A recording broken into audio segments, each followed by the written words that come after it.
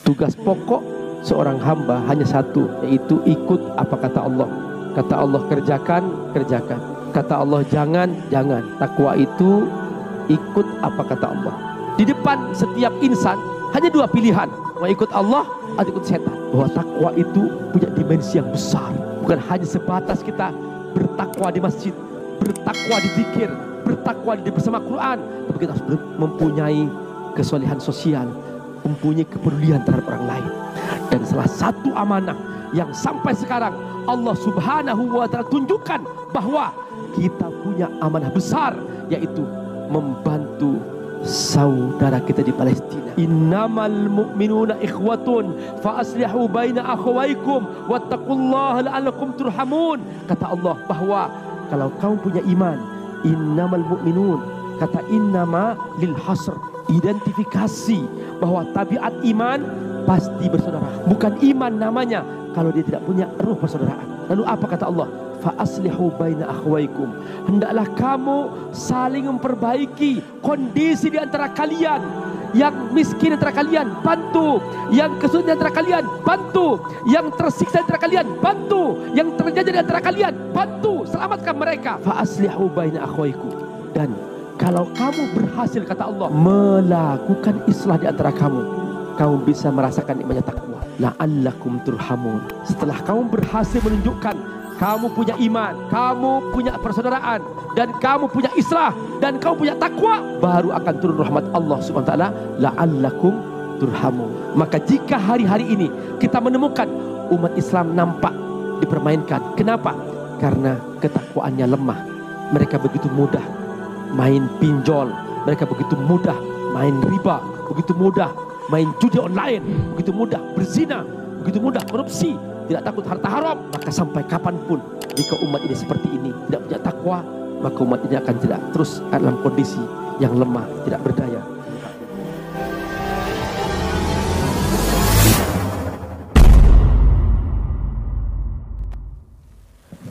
Assalamualaikum warahmatullahi wabarakatuh.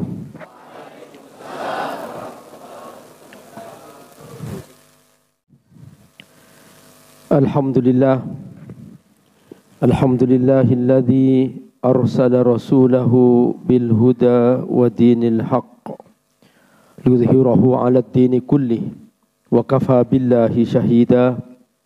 Asyhadu an la ilaha illallah wahdahu la syarika lah wa asyhadu anna Muhammadan abduhu wa rasuluh. Allahumma salli ala sayyidina Muhammad wa ala alihi wa sahbihi ajma'in wa ba'du. Faya ayyuhal muslimun, usikum wa iyaya bitaqwallah wa ta'atihi la'allakum tuflihun. Qad qala ta'ala, ya ayyuhalladzina amanu taqullaha haqqa tuqatih wa la tamutunna illa wa antum muslimun. Hadirin sidang Jumat rahimakumullah, bersyukurlah kepada Allah karena nikmat tertinggi yang Allah berikan kepada kita adalah nikmat iman. Dengan iman ini kita hari ini berkumpul, kita mengagungkan Allah Subhanahu wa ta'ala, menjaga kesucian hari ini yaitu hari Jumat, dan kita bersungguh-sungguh memuliakan Allah Subhanahu wa ta'ala. Seorang hamba semakin mengagungkan Allah, maka dia akan semakin mulia. Tidak ada kemuliaan kecuali hanya dengan cara mendekat kepada Allah Subhanahu wa ta'ala dan bersungguh-sungguh mengagungkannya, dan bersungguh-sungguh memuliakannya, dan bersungguh-sungguh patuh kepadanya. Bacalah salawat kepada Rasulullah sallallahu alaihi wasallam. Allahumma salli ala Sayyidina Muhammad wa ala alihi wa sahbihi wasallim. Mengapa kita membaca salawat? Karena kata Nabi, man shalla alayya salatan sallaitu alaihi asyra. Siapa yang membaca salawat kepadaku sekali saja, aku akan mendoakan untuknya 10 kali. Kita semua butuh doa Rasulullah sallallahu alaihi wasallam. Banyak orang datang ke kiai, datang ke ustadz, doakan aku Pak Ustadz, doakan aku Pak Kiai. Ini gampang sekali, langsung mendapatkan doa dari Rasulullah sallallahu alaihi wasallam 10 kali hanya dengan kita membaca sholawat kepadanya. Terutama di hari Jumat. Sunnah di hari Jumat selain kita membaca surah Al-Kahfi adalah kita memperbanyak baca sholawat kepada Rasulullah sallallahu alaihi wasallam. Dan Allah sendiri membaca sholawat. Ibadah yang luar biasa, yang mudah kita lakukan. Dan langsung Allah sendiri yang melakukannya. Allah perintahkan solat, Allah enggak solat. Allah perintahkan kita puasa, Allah enggak puasa. Allah perintahkan kita haji, Allah enggak pergi haji. Tapi Allah perintahkan kita sholawat, Allah sendiri membaca sholawat. Innallaha wa malaikatahu yusalluna 'alan nabi. Makanya kata Nabi, abkhalun nas man idza dzukira ismi wa lam yusalli alayya. Paling bakhilnya manusia adalah ketika namaku disebut dia tidak membaca sholawat kepadaku. Oleh karena itu kita buktikan bahwa kita jangan lepas lidah kita ini setiap saat membaca sholawat kepada Rasulullah sallallahu alaihi wasallam. Allahumma shalli ala sayyidina Muhammad wa ala alihi wa sahbihi wasallim. Hadirin sidang Jumat rahimakumullah. Khatib tidak lebih pesannya hanya satu, yaitu bertakwa kepada Allah Subhanahu wa taala. Karena tugas pokok seorang hamba hanya satu, yaitu ikut apa kata Allah. Kata Allah kerjakan, kerjakan. Kata Allah jangan, jangan. Dan inilah takwa. Takwa itu ikut apa kata Allah. Kepatuhan hakiki seorang hamba kepada Allah adalah ketika dia bersungguh-sungguh mengikuti perintah Allah Subhanahu wa taala dan menjauhi larangannya. Itulah hakikat takwa. Dan takwa ini tidak akan pernah bosan para khutib untuk menyampaikannya setiap hari Jumat. Dan seandainya seluruh isi Al-Quran diringkas menjadi satu kata, yaitu takwa. Dan seandainya pesan-pesan Rasulullah sallallahu alaihi wasallam diringkas menjadi satu kata, yaitu takwa. Sampai pernah suatu hari Rasulullah SAW menyampaikan sebuah pesan yang sangat menggetarkan jiwa. Sampai-sampai para sahabat ketika itu menyangka ka'annahu mau'izatu muwaddi'in. Jangan-jangan ini pesan terakhir. Karena ketika itu Nabi menyampaikannya dengan pandangan yang sangat mengharukan. Dan sampai ketika itu nampak Nabi merah mukanya. Dan para sahabat menyangka ini jangan-jangan ini pesan terakhir. Dan Nabi hanya berpesan satu kata, yaitu ittaqullah, ittaqullah, ittaqullah. Bertakwalah kepada Allah. Bertakwalah kepada Allah. Bertakwalah kepada Allah. Saudaraku rahimakumullah, zaman boleh berubah. Fasilitas teknologi komunikasi manusia boleh canggih dan hebat. Transportasi bisa dikatakan sangat luar biasa. Perjalanan dari Mekah ke Indonesia hanya dalam jangka waktu 9 jam. Itu luar biasa. Alat komunikasi setiap hari di depan Ka'bah, orang-orang boleh berbicara langsung dengan saudaranya dan melihat wajahnya langsung. Iya, silahkan. Sosial media boleh sedemikian rupa hebat. Tapi hakikat manusia tetap sama, tidak berubah. Dan pesan syariat hanya satu, yaitu bertakwa kepada Allah Subhanahu wa taala. Maka manusia di zaman kapanpun tetap isinya harus bertakwa kepada Allah Subhanahu wa taala. Tidak ada artinya menjadi manusia dengan kecanggihan fasilitas yang dia miliki, tapi dia tidak bertakwa kepada Allah Subhanahu wa taala. Oleh karena itu, isi khutbah Jumat yang akan pernah berbeda, sama, yaitu hanya mengajak ikut Allah Subhanahu wa taala. Maka pendidikan terbaik dari semua lembaga pendidikan ketika itu mendidik manusia, maka jangan sampai keluar dari pesan utama ini, yaitu mendidik pribadi-pribadi yang bertakwa kepada Allah Subhanahu wa taala. Karena hakikat manusia tidak berbeda. Sejak zaman Nabi Adam sampai hari kiamat, ya itu juga manusianya. Yang berubah hanya fasilitasnya.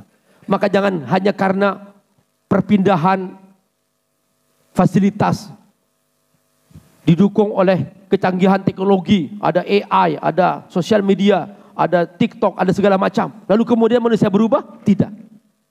Tetap dia harus bersama Allah Subhanahu wa taala. Tetap dia mentaati Allah Subhanahu wa taala.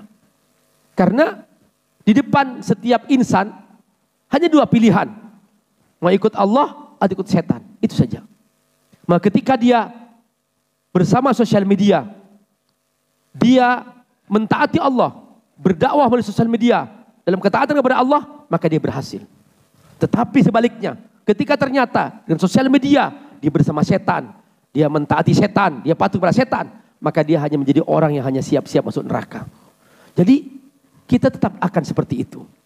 Itulah hakikat yang harus kita pahami.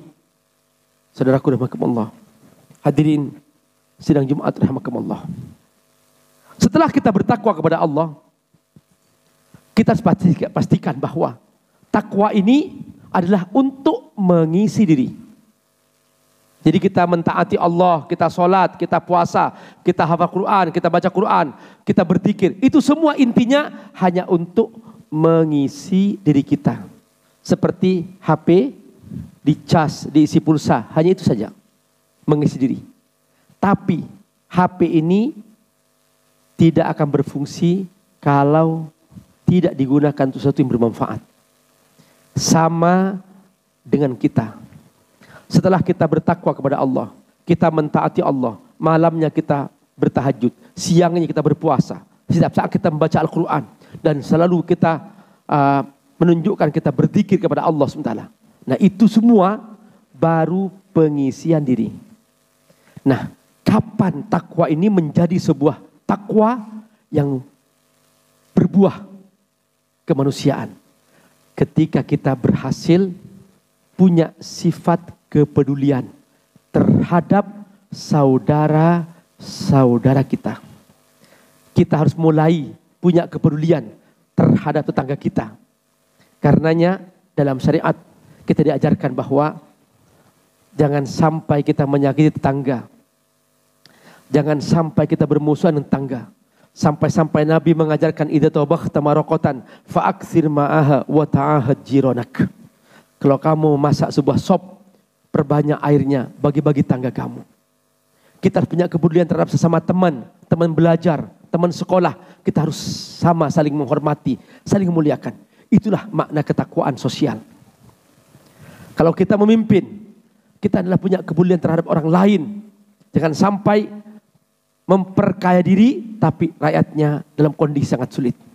Di hari kiamat nanti, Allah akan minta pertanggungjawaban atas setiap kepemimpinan yang kita lakukan.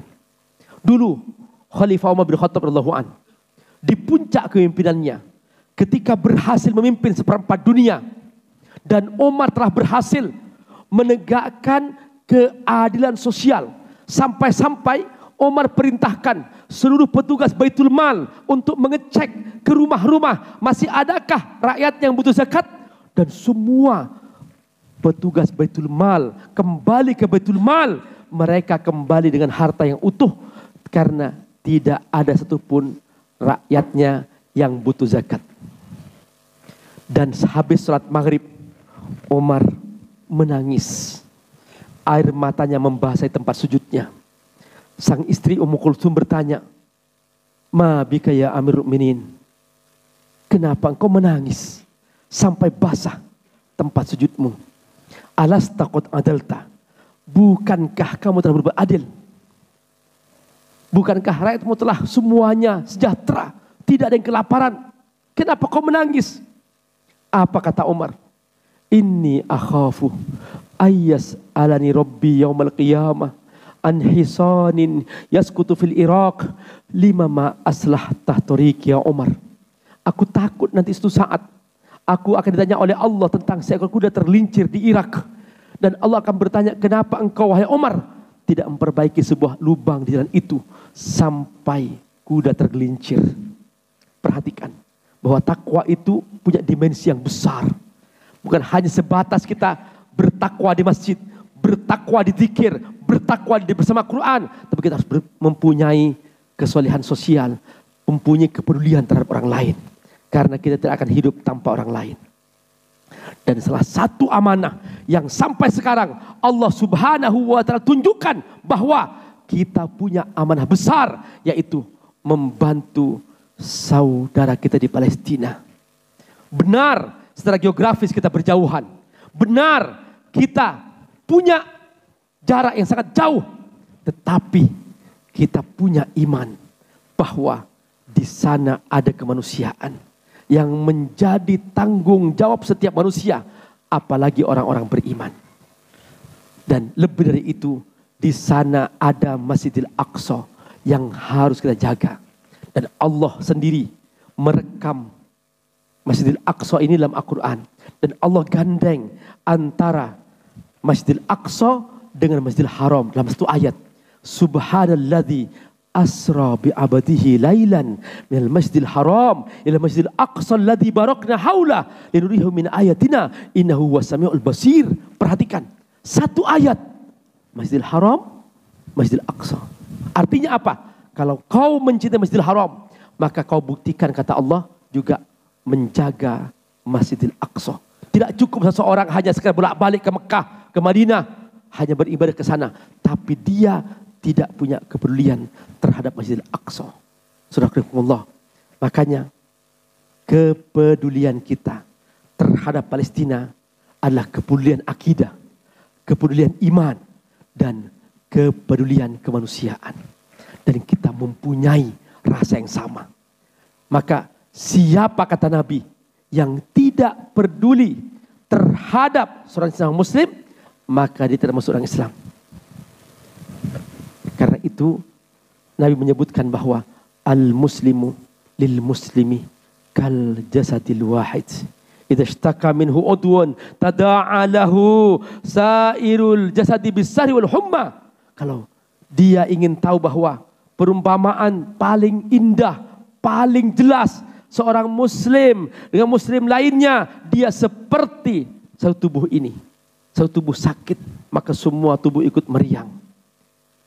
Man la yahtam bi amril muslimin falaysa minhum, kata Nabi. Siapa yang tidak peduli terhadap seorang muslim, maka dia tidak termasuk orang Islam. Dan Allah menegaskan, innamal mu'minuna ikhwatun fa aslihu baina akhawaykum wattaqullaha la'allakum turhamun. Kata Allah bahwa kalau kamu punya iman, innamal mu'minun, kata innama lil hasr, identifikasi bahwa tabiat iman pasti bersaudara.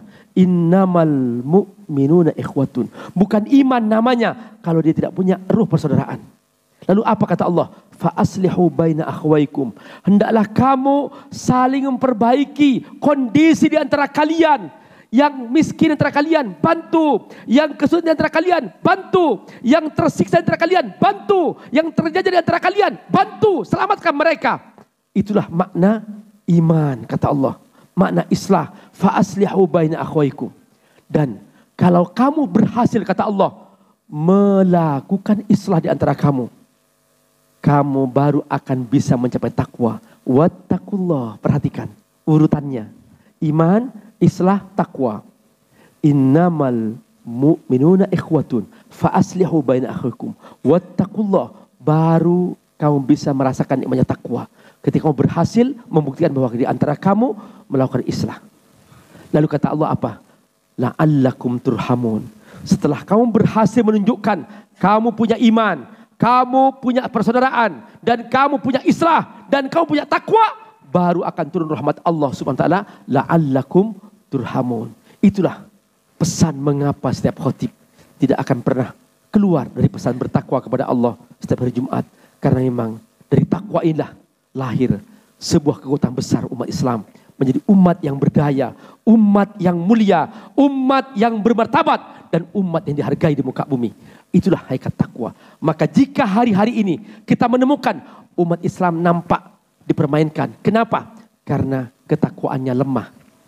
Mereka begitu mudah main pinjol, mereka begitu mudah main riba, begitu mudah main judi online, begitu mudah berzina, begitu mudah korupsi, tidak takut harta haram.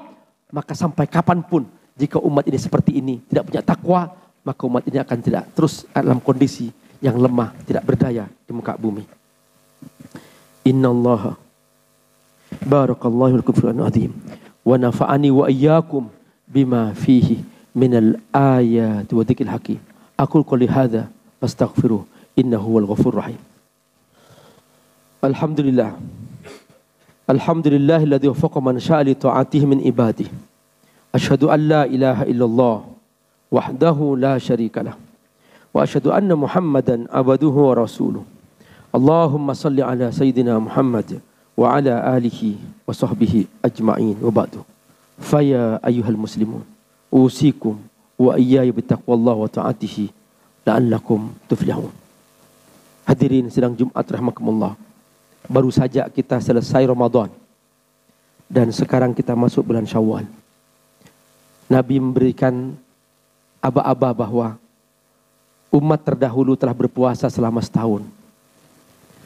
Kita umat akhir zaman, kalau ingin dapat pahala puasa setahun, tambah 6 hari bulan Syawal.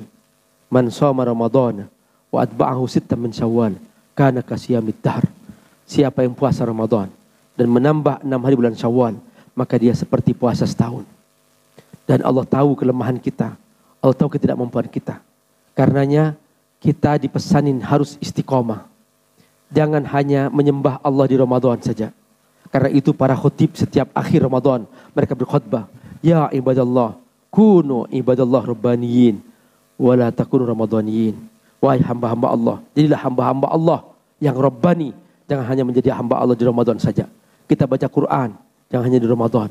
Teruskan baca sampai kita menghadap Allah subhanahu wa ta'ala. Kita baca Quran, kita sholat malam di Ramadan. Teruskan sholat malam, jangan hanya di Ramadan saja. Kita berpuasa di Ramadan, teruskan berpuasa. Puasa sunnah, Senin Kamis, Ayyamul Bid, teruskan berpuasa. Sepanjang tahun kita menghadap Allah subhanahu wa ta'ala. Begitulah orang-orang beriman. Karenanya ada satu ayat yang Allah gambarkan. Dan ayat ini jarang sekali dikutip. Padahal ayat ini pesan luar biasa bagi hamba-hamba Allah subhanahu wa ta'ala. Dan ayat ini menceritakan tentang kisah seorang wanita. Wanita ini dikenal sebagai wanita idiot. Dan dia pekerjaannya memintal benang dan menenun dari pagi sampai sore. Begitu tenunan selesai menjadi sehelai kain, dia bongkar kembali itu tenunan. Begitu seterusnya. Dia memintal benang, menenun. Begitu menjadi sehelai kain, dia bongkar lagi tenunan itu. Allah merekam dalam Al-Quran. Wala takunu kallati naqadat ghazlaha min ba'di quwwatin ankatha. Janganlah kamu berbuat seperti wanita ini. Setelah dia memintal benang, menenunnya, dan dia bongkar kembali. Banyak orang di Ramadan, dia sholat malam, siangnya berpuasa, setiap saat baca Quran, selalu bersedekah, dan dia puncaknya beriktikaf. Selesai Ramadan dibongkar kembali. Tidak ada sholat malam, tidak ada baca Quran, tidak ada puasa sama sekali. Na'udzubillah min dzalik. Hadirin, takwa itu adalah keberlanjutan ketaatan kepada Allah subhanahu wa ta'ala. Sekalipun sedikit, tapi berlanjut, itulah takwa. Semoga Allah menjaga kita semua. Innallaha wa malaikatahu yusalluna 'alan nabi. Ya ayyuhalladzina amanu sallu alaihi wa sallimu taslima. Allahumma shalli ala Muhammad fil awwalin amin. Wa shalli ala Muhammad fil akhirin. Allahumma ighfir lana dhunubana wa kaffir anna sayyi'atina wa tawaffana ma'al abrar. Allahumma inna nas'aluka salamatan fid din wa afiyatan fil jasad wa ziyadatan fil ilm wa barakatan fil rizq wa taubatan qabla al maut wa rahmatan indal maut wa maghfiratan ba'dal maut. Allahumma ighfir lil muslimin wal muslimat wal mu'minin wal mu'minat al-ahya minhum wal amwat. Allahumma ansur ikhwanal mujahidin di Palestin. Allahumma ansurhum nasran aziza. Allahumma qawwi jam'ahum.